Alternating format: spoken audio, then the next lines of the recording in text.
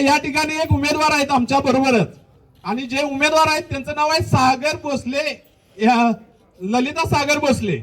त्यांच्या मिस्टरांना एक गोष्ट माहित असावी, त्यांचे जे मिस्टर आहेत ते भोसले कंपनी इथं अनेक उमेदवार आहेत, त्या उमेदवारांना पण माहित आहे आरक्षण साहेब काय आहे. आरक्षण विषय असा आहे की 254 जे आहे तर 254 वर स्वतः गुलाबराव पोळ यांनी आरक्षण टाकलेलं आहे. आणि ते आरक्षण काढताना सागर भोसले तुम्ही होता काय?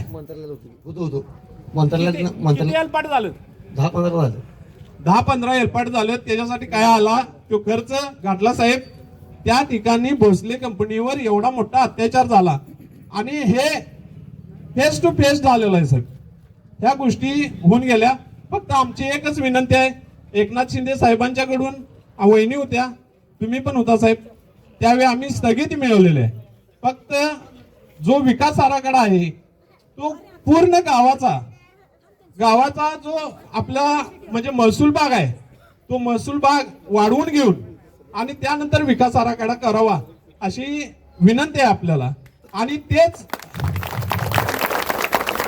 गोष्ट घेऊन आम्ही तुमच्या समोर आलोय.